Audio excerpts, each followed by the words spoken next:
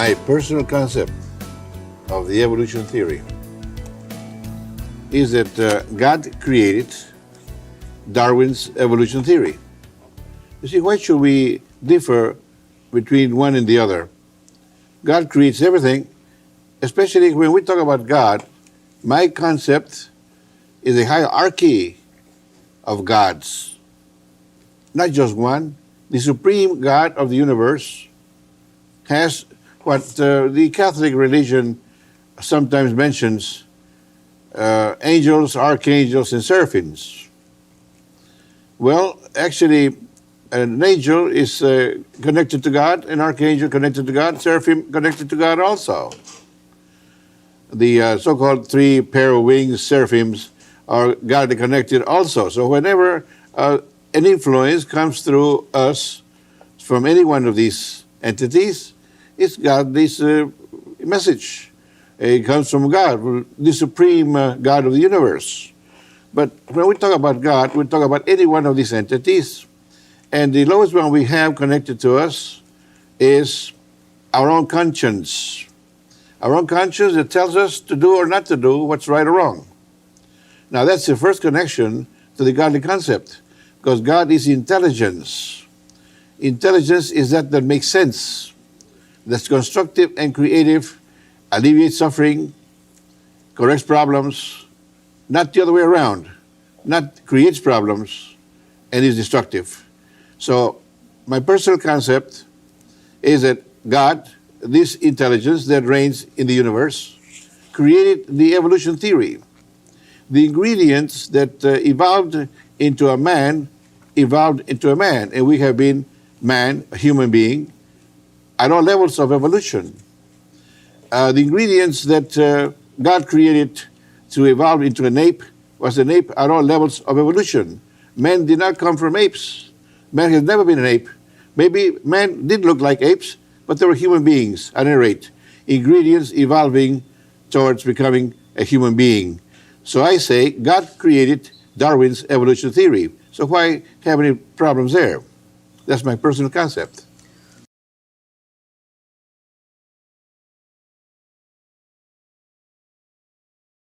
The supreme universe who reigns, the commander, we say, the God of the universe, the supreme God, is God. But then again, God has many helpers. Has angels, archangels, and seraphims.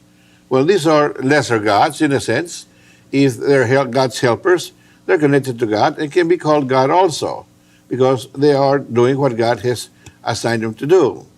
Now, when I talked about my personal God, I'm talking about my immediate conscience that's connected to a seraphim. And this connection, an entity, a spiritual entity, and there's more spiritual entities than there are physical entities in the universe. The invisible spiritual universe is larger than the physical universe. So when we talk about my personal God, I'm talking about this particular entity that's connected to me or that guides me. And then I could say it's a seraphim that's directly supervising my every move. Now, another higher one than this could be an angel that reigns over the planet Earth, and an archangel that governs over the whole universe.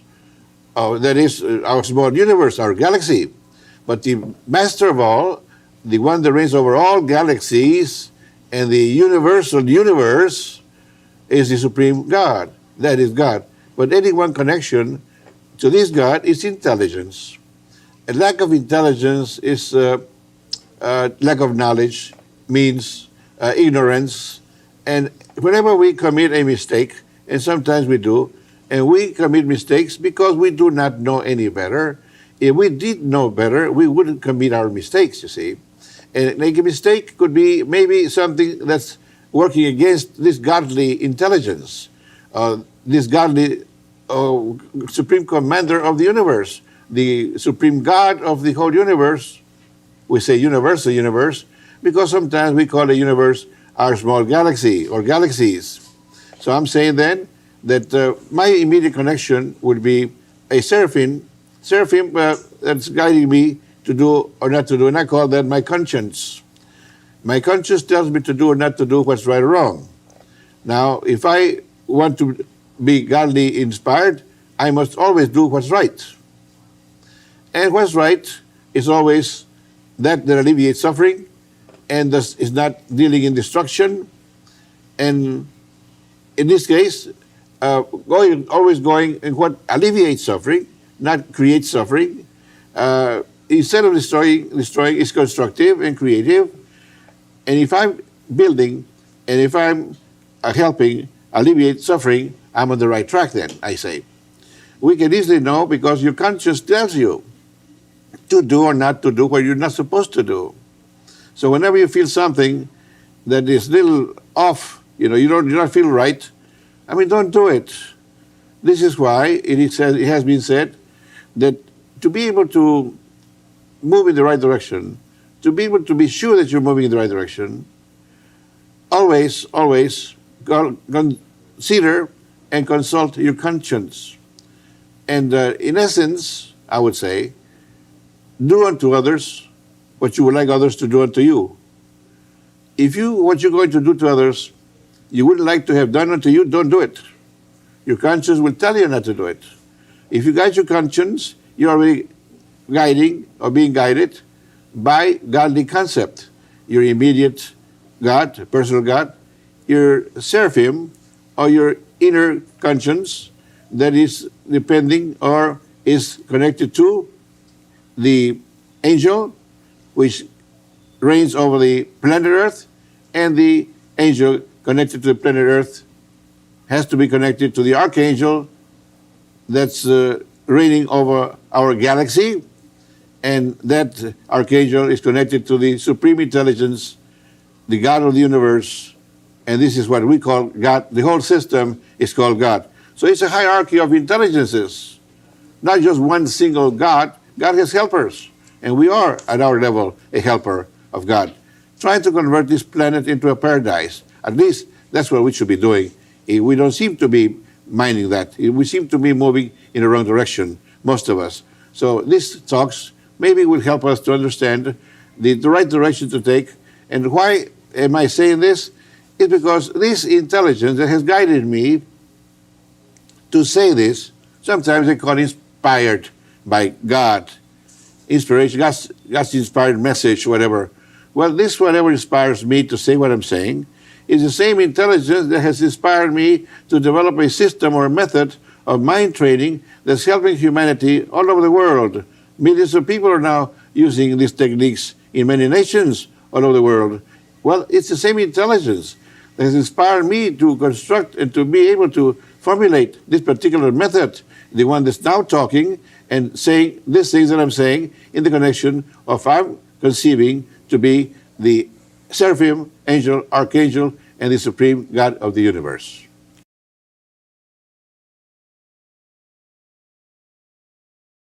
If the direction given is constructive, creative, that corrects problems, alleviates suffering, that would be the correct conscience to follow, or the correct advice of the conscience to follow.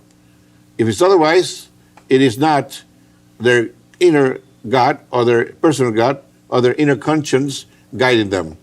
They are going by their own concepts, and they're maybe making mistakes. So consult your conscience. Is what I'm doing right? Is what I'm doing correcting a problem, alleviating suffering, or creating a problem and causing suffering? You can know.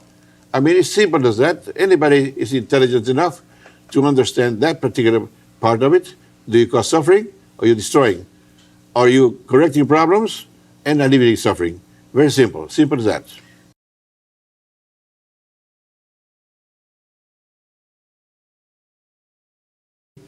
Is what I am going to do or intend to do create a problem? Don't do it. If I'm going to cause some suffering to somebody, don't do it. Simple as that. If I'm going to correct a problem, go ahead. This is the right direction. If you're going to alleviate suffering, go ahead. This is the right direction again. So it's as simple as that. You cannot go wrong. Now, once you consult your conscience, analyze it. If what I'm doing will bring about these results, which are beneficial, great. Detrimental? No, don't go ahead. Okay? Going to a level is consulting your conscience. Once you get an idea that you want to do something, go to a level and consult your conscience and see what comes through. You have a different understanding when you consult at inner levels than you do at outer levels of mind.